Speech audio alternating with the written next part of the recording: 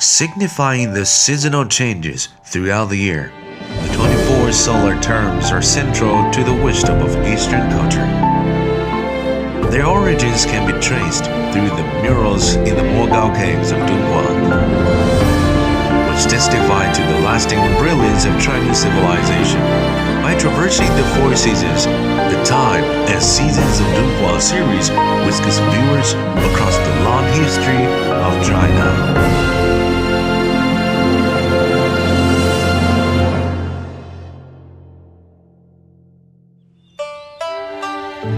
As the earth wakes up, grass sprouts and forests turn luxurious. A baboon frolics on hills, and a fawn runs through the woods. As a divine bird flies overhead, the fawn turns back and the baboon runs down the hill. This is high springtime. The divine bird rests on a willow branch, listening to Buddha Dharma. With spring breeze caressing their cheeks, monks sit in meditation, seeking enlightenment from the Buddha.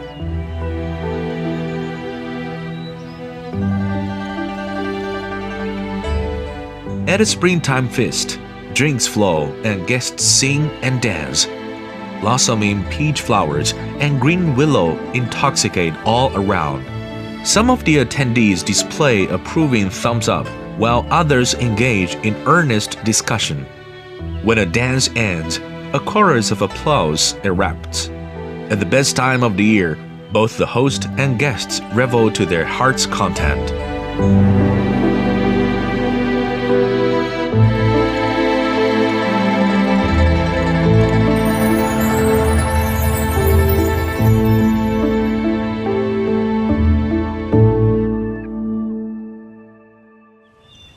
On the day of spring equinox, the sun crawls directly over the Earth's equator. Night and day have roughly the same length. Climatic changes are obvious. It is no longer cold and temperatures rise quickly.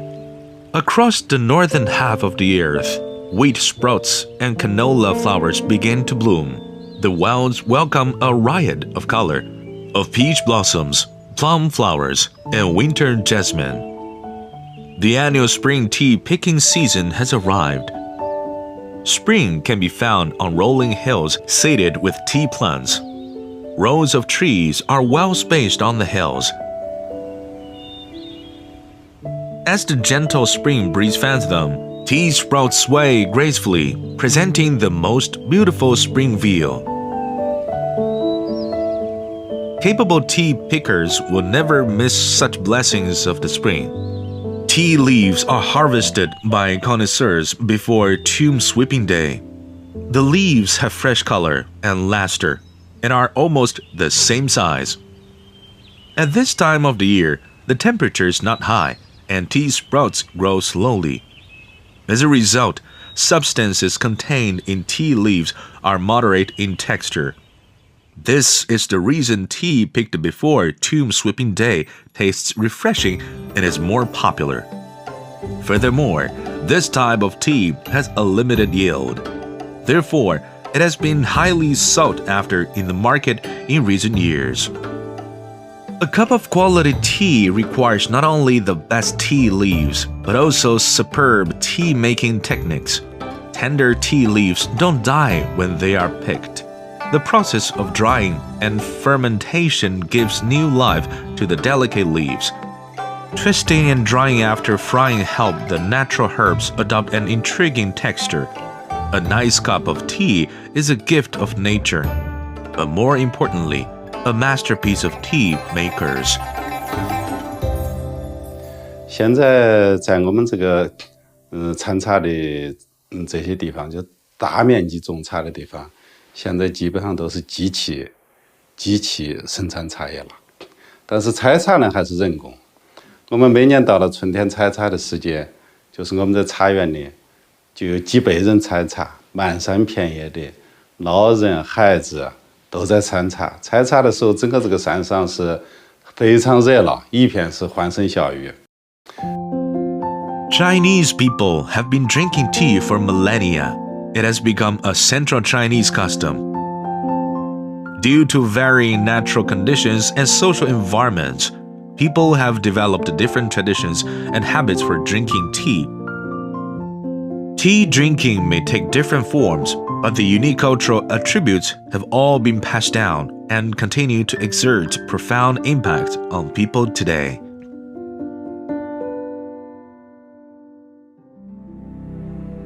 Historically, Emperor Wudi of Han opened the Silk Road. Tea, a type of commodity, was introduced to West Asia and even Europe via the winding Silk Road. Chinese tea was the main product traded on the Silk Road and the protagonist of the ancient trading route. Dunhuang, a bright pearl along the Silk Road, served as a hub of economic and cultural exchanges between China and the West thousands of years ago. The magical leaves from China have traveled through time and arrived to the present in a brand new era. It remains an indispensable beverage for daily life. More importantly, it still carries the spiritual values of traditional Chinese culture. Spring has arrived, and it's my cup of tea.